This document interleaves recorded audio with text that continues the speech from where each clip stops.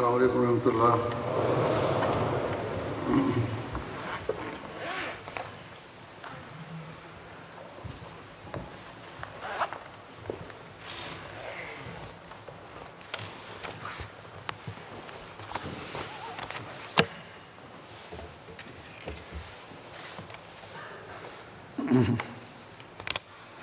أشهد أن لا إله إلا الله وحده لا شريك له وأشهد أن محمدا عبده ورسوله أما بعد فأعوذ بالله من الشيطان الرجيم بسم الله الرحمن الرحيم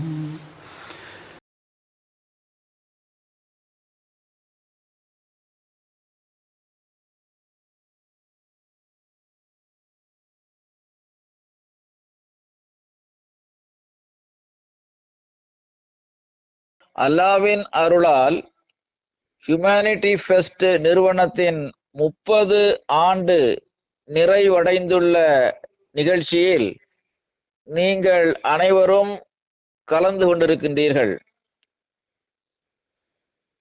அல்லாவின் முன்பு நன்றியை வெளிப்படுத்துவது, மனிதகுலத்திற்கு தொண்டாற்றுவது முதன்மையான விஷயமாகும்.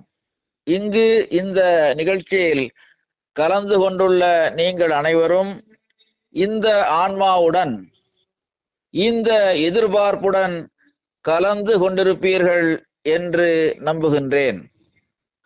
ஹஜ்ரத் 4வது கலிஃபத்துல் மஸீஹ் ரஹ்மஹுல்லாஹு தஆலா அவர்கள் ஹியூமனிட்டி ஃபெஸ்ட் தொண்டு நிறுவனத்தை துவக்கி வைத்தார்கள். அன்னாரது தொலைநோக்கு பார்வையில் மனித குலத்திற்கு தொண்டாற்றுவதற்காக இவ்வாறான ஒரு தொண்டு நிறுவனம் அமைக்கப்பட வேண்டும், எவ்வித மத இன பாகுபாடின்றி மனித குலத்திற்கு தொண்டாற்ற வேண்டும் என்று அவர்கள் விரும்பினார்கள். இதுவே இந்த தொண்டு நிறுவனத்தின் உண்மையான நோக்கம் என்பதை நாம் மறந்துவிடக்கூடாது. உண்மையான மனிதகுல தொண்டுதான் ஹஜ்ரத் வாக்களிக்கப்பட்ட மஸீஹ் அலைஹிஸ்ஸலாம் அவர்களின் வருகையின் நோக்கமும் ஆகும்.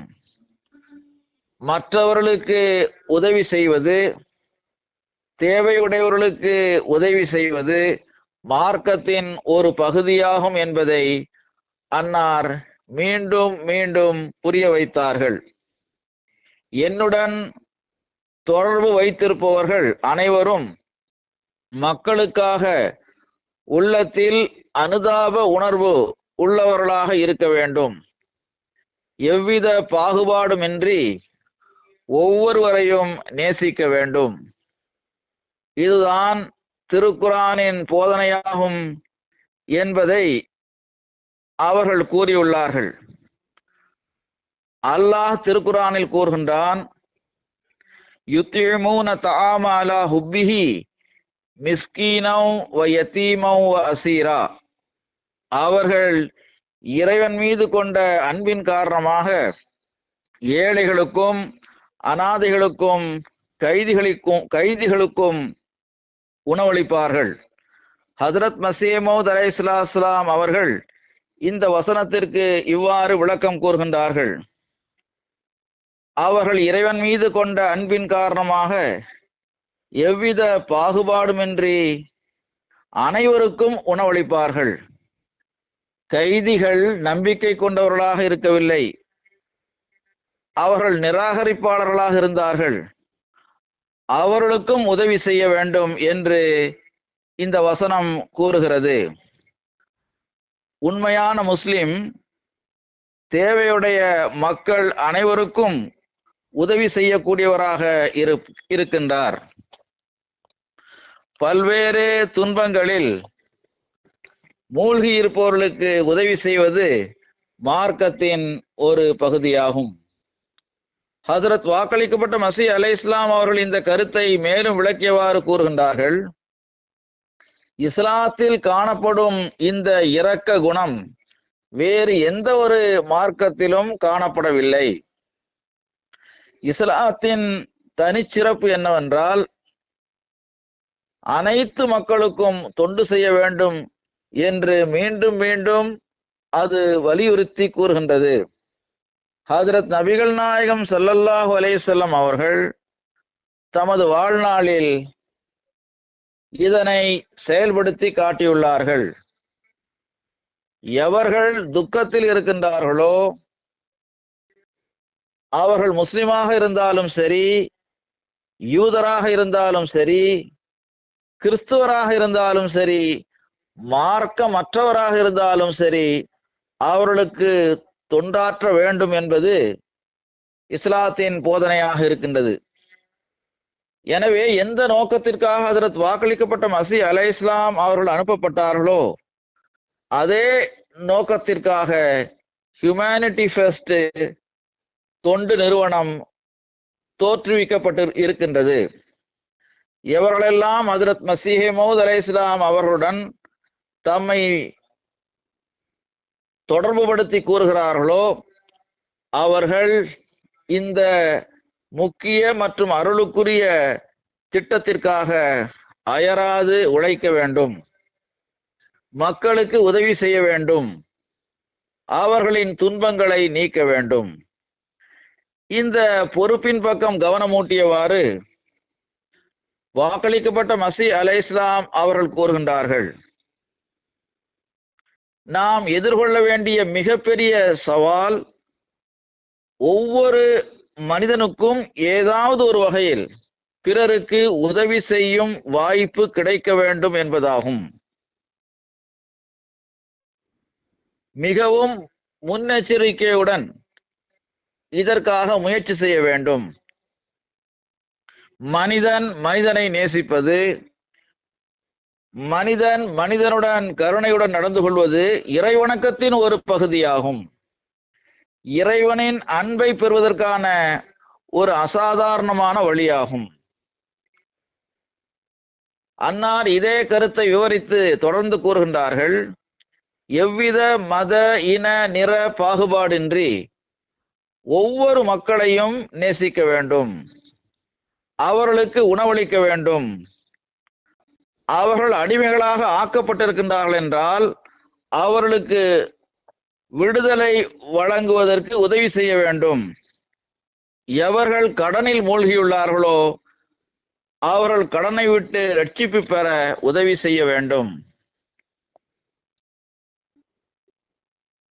துக்கத்தில் மூழ்கியுள்ளவர்களுக்கு அதிலிருந்து விடுதலை கிடைக்க உதவ வேண்டும். அதற்கான மிக சிறந்த முன்னுதாரணத்தை ஹஜ்ரத் நபிகள் நாயகம் ஸல்லல்லாஹு அலைஹி வஸல்லம் அவர்களின் வாழ்க்கையில் நம்மால் பார்க்க முடிகிறது. திருக்குர்ஆன் இதை பற்றி போதிக்கின்றது. ஹியூமனிட்டி ஃபெஸ்டின் அசல் நோக்கம் அல்லாஹ் நமக்கு திருக்குர்ஆனில் வழங்கியுள்ள போதனையை செயல்படுத்துவதே ஆகும். இது ஒரு சாதாரண தொண்டு நிறுவனம் அல்ல. அதன் நோக்கம் அல்லாஹ்வின் விருப்பத்தை பெறுவதேயாகும். இதில் எந்த பெருமையும் அதற்கு கிடையாது. ஹியூமனிட்டி ஃபர்ஸ்ட் என்ற பெயரில் அறிமுகம் மட்டுமே இருக்கும். அல்லாஹ்வின் படைப்பினங்களை துயரத்திலிருந்து காப்பாற்றுவதே இதன் நோக்கமாகும். ஹியூமனிட்டி ஃபர்ஸ்ட் ஜமாத்தின் வழிகாட்டலுக்கு ஏற்ப பல தொண்டு நிறுவனங்களை கடந்து சென்று கொண்டிருக்கின்றது. ஹியூமனிட்டி ஃபர்ஸ்ட் ஜமாத்தை விட்டும் தனித்து இயங்கும் ஒரு திட்டம் என்று சில வருடங்களுக்கு முன் ஒரு கருத்து நிலவியது. ஒருபோதும் அவ்வாறு இல்லை. இது ஜமாத்தின் கீழ்தான் இருக்கின்றது. இந்த தொண்டு நிறுவனம் அல்லாஹ் வழங்கிய அருள்களில் ஓர் அருளாகும். உங்களுடைய எல்லா முயற்சிகளும் ஹஜ்ரத் வாக்களிக்கப்பட்ட மசீஹ் அலைஹிஸ்ஸலாம் அவர்களால் தோற்றுவிக்கப்பட்ட ஜமாத்துடன் இணைந்திருப்பதில்தான் இருக்கிறது. எவ்வித மத இன நிற பேதமின்றி மக்களுக்கு நீங்கள் தொண்டு செய்ய வேண்டும். இந்த நோக்கங்களுக்காகத்தான் ஹஜரத் 4வது கலிஃபத்துல் மஸீஹ் ரஹ்மத்துல்லாஹு தஆலா அவர்கள் இந்த திட்டத்தை ஆரம்பித்து வைத்தார்கள். எனவே இதில் எந்த சந்தேகமும் உங்களுக்கு வரக்கூடாது. ஜமாத்துடன் தான் நீங்கள் இணைந்திருக்க வேண்டும். கலீஃபத்துல் மஸீஹுடன் இணைந்துதான் நீங்கள் பணியாற்ற வேண்டும். அதன் மூலம் அல்லாஹ்வின் அருளை உங்களால் ஈர்க்க முடியும். அல்லாஹ்வின் அருளால் அல்லாஹ் ஹியூமனிட்டி ஃபர்ஸ்ட் தொண்டு நிறுவனத்தின் மீது எவ்வளவோ அருள் புரிந்துள்ளான். கடந்த 30 ஆண்டுகளில் இது எவ்வளவோ முன்னேற்றத்தை கண்டுள்ளது.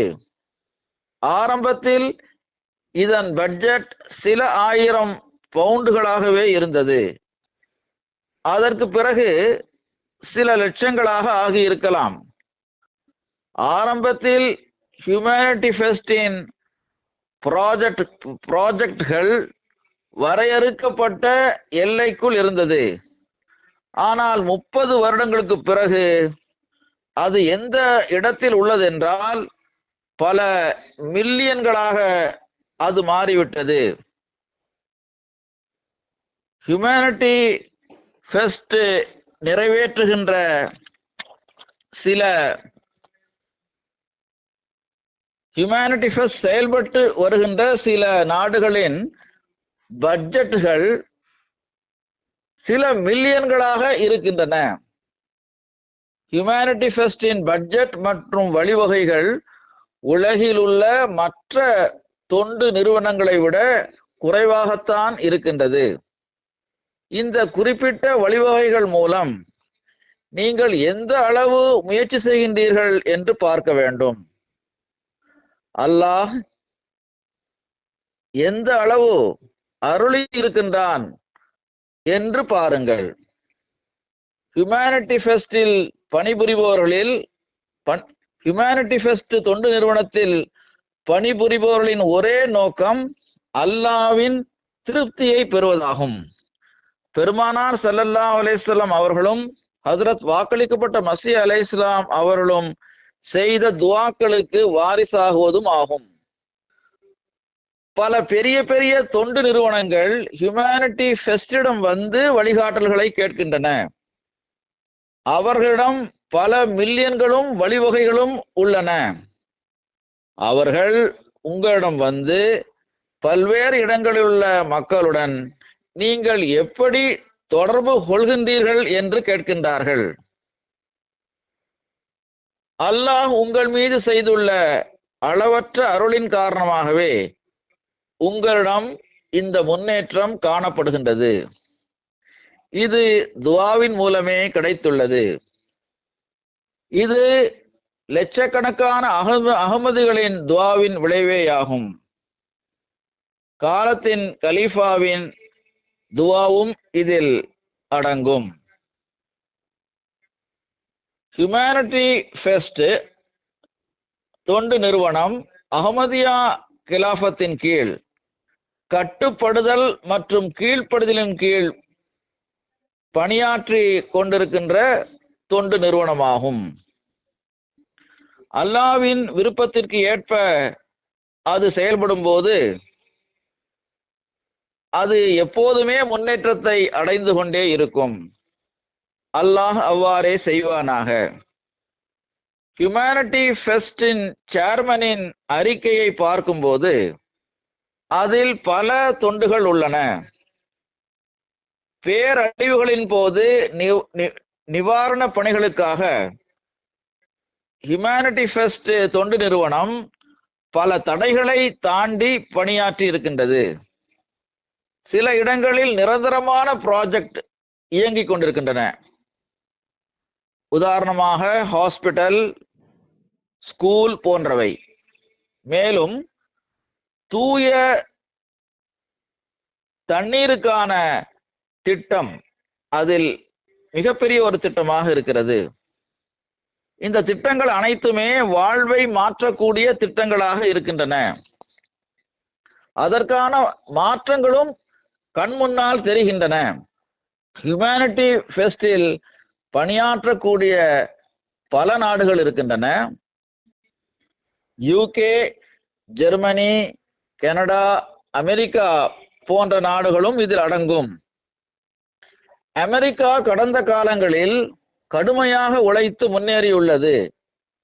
2018 கோட்டேமாலாவில் மகத்தான ஒரு மருத்துவமனையை கட்டுவதற்கான வாய்ப்பு அதற்கு கிடைத்தது.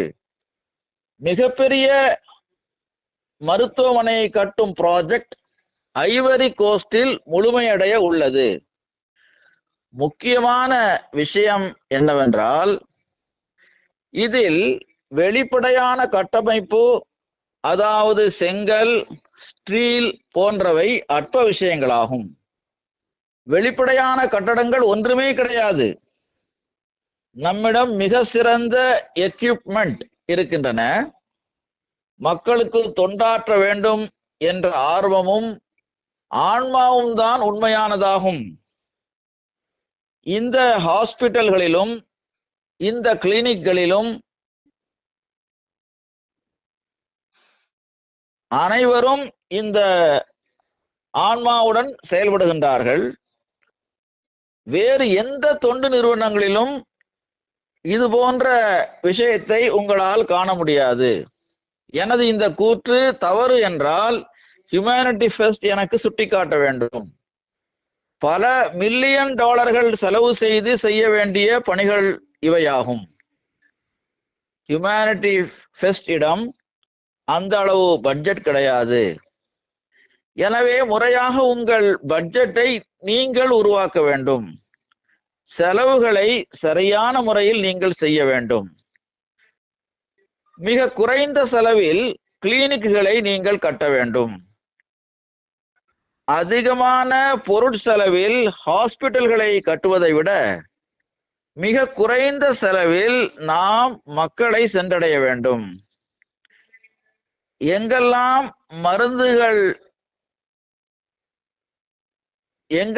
மருந்துகளை எட்ட வைக்க முடியுமோ, எங்கெல்லாம் மருத்துவ தேவை அதிகமாக உள்ளதோ அங்கு நாம் சென்றடைய வேண்டும். தேவைப்படும் என்றால் சிறிய கிளினிக்குகளில் இருந்து பெரிய ஹாஸ்பிட்டல்களுக்கு நாம் நோயாளிகளை மாற்றிக்கொண்டு செல்லலாம். பெரிய ஹாஸ்பிட்டல்களுக்கு பகரமாக சிறிய ஹாஸ்பிட்டல்களை கட்டுங்கள் என்று நான் கூறவில்லை. மாறாக 8-10 படுக்கைகளை கொண்ட கிளினிக்குகளை நாம் கட்டலாம் என்று நான் கூற வருகின்றேன். ஏழை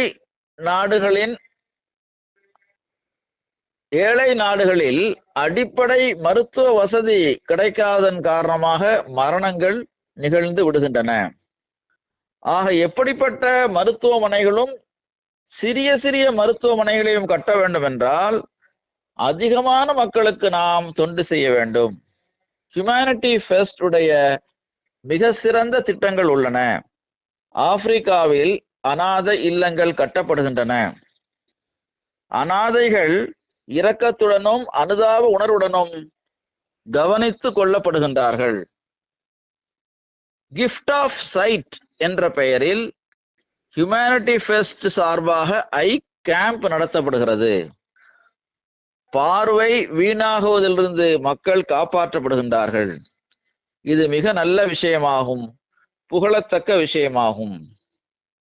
தேவைப்படும் இடங்களில் நாம் அதிகம் பணியாற்ற வேண்டும். கடந்த 2 வருடங்களில் காசாவில் அதிகப்படியான அநீதி நிகழ்ந்துள்ளது. அங்கு ஹியூமனிட்டி ஃபெஸ்ட் பெரிய அளவில் தொண்டு செய்திருப்பது புகழத்தக்க விஷயமாகும். காசாவில் உள்ள உள்ளூர் ஹியூமனிட்டி ஃபெஸ்ட் டீம் நமது துஆவிற்கு உரியவர்களாக இருக்கின்றார்கள். மிகவும் துணிவுடன் தமது வாழ்வை ஆபத்தில் ஆழ்த்தியவாறு அல்லாவின் விருப்பத்தை பெற வேண்டும் என்ற ஒரே குறிக்கோளுடன் தொண்டாற்றி இருக்கின்றார்கள்.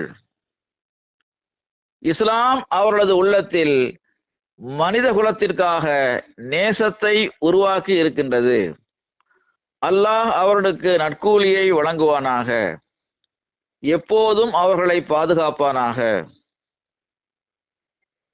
ஹியூமனிட்டி ஃபெஸ்டுடைய டீம் தம் வாழ்வை ஆபத்தில் ஆழ்த்தியவாறு தன்னலமற்ற முறையில் தொண்டு செய்துள்ளார்கள்.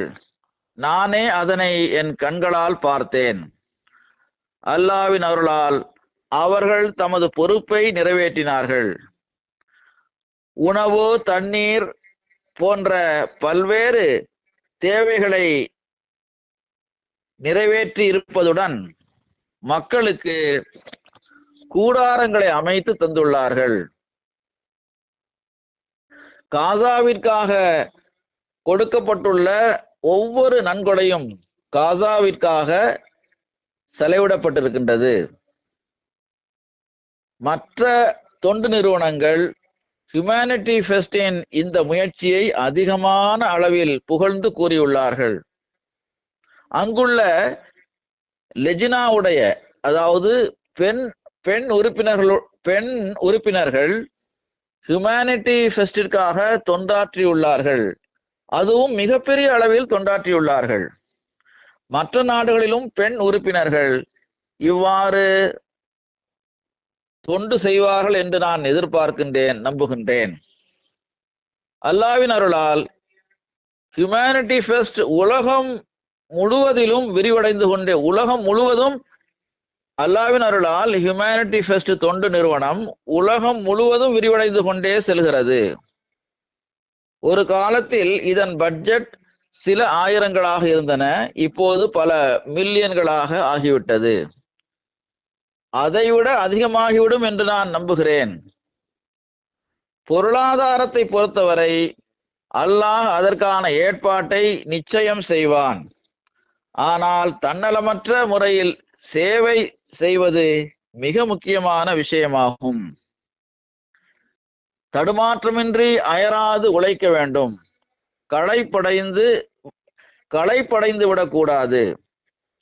ஒரு வேலையை செய்யும் போது உறுதியாக அதில் நிலைத்திருக்க வேண்டும். அதை விட்டுவிட்டு வேறு வேலையை செய்ய ஆரம்பித்து விடக்கூடாது. உங்களது ஒவ்வொரு வேலையையும் துஆவுடனும் பணிவுடனும் செய்ய வேண்டும். உலகம் உங்களை புகழ வேண்டும் என்று எதிர்பார்க்க கூடாது. அல்லாஹ்வின் விருப்பத்தை பெற வேண்டும் என்பதே ஒரே குறிக்கோளாக இருக்க வேண்டும். திருக்குர்ஆன் ஹஜ்ரத் நபிகள் நாயகம் ஸல்லல்லாஹு அலைஹி வஸல்லம் அவர்கள் மற்றும் ஹஜ்ரத் வாக்களிக்கப்பட்ட மஸீஹ் அலைஹிஸ்ஸலாம் அவர்களின் போதனைகளின்படி நடக்க வேண்டும். 30 ஆண்டுகளுக்கு பிறகு இது ஓய்வெடுக்கக்கூடிய நேரம் கிடையாது. மாறாக எப்போதும் முன்னேறி சென்று கொண்டே இருக்க வேண்டும். கடந்த 30 ஆண்டுகளுக்கான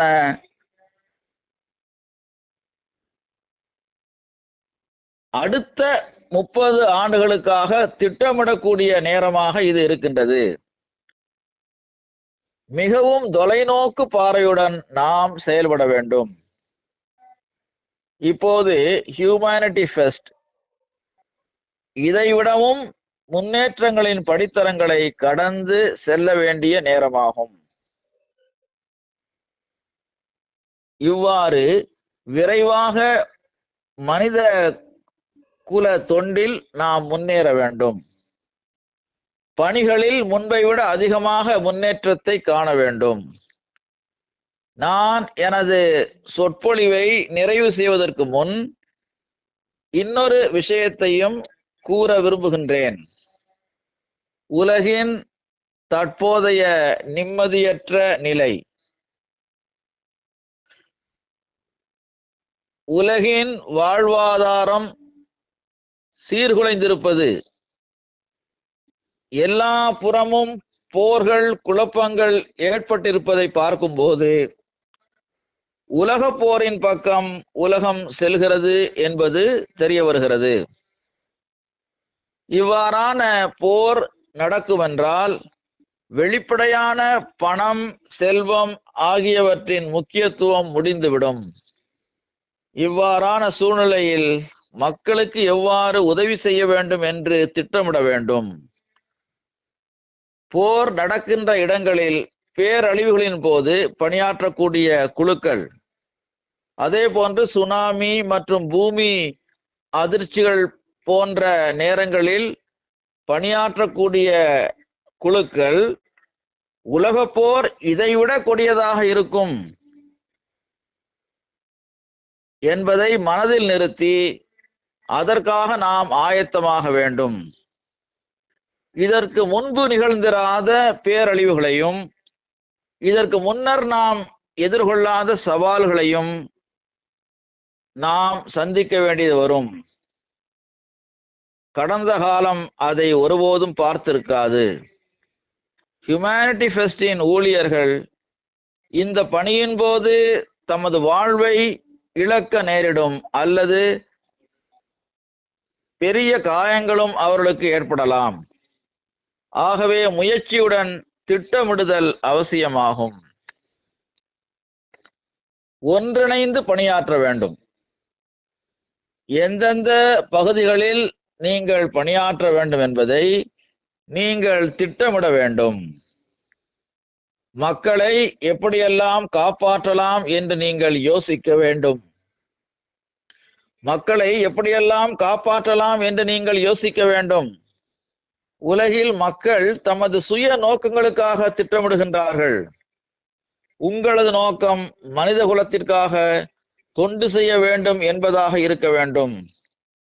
அல்லாஹ் உங்களில் ஒவ்வொருவருக்கும் கலப்பற்ற முறையில் பணியாற்றுவதற்கான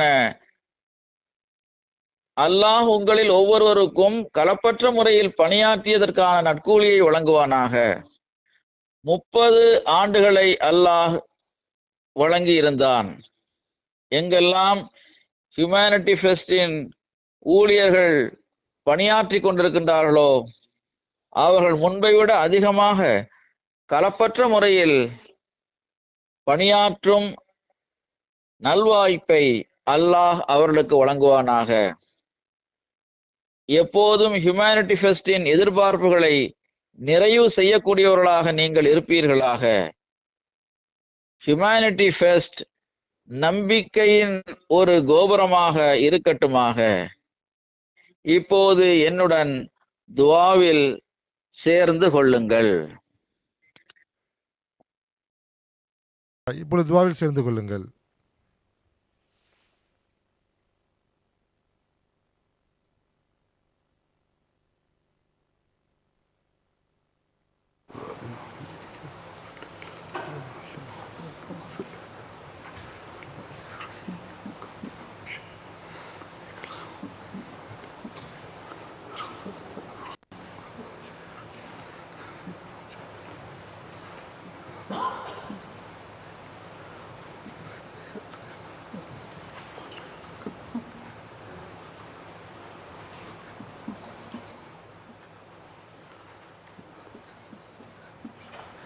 ஆமீன்.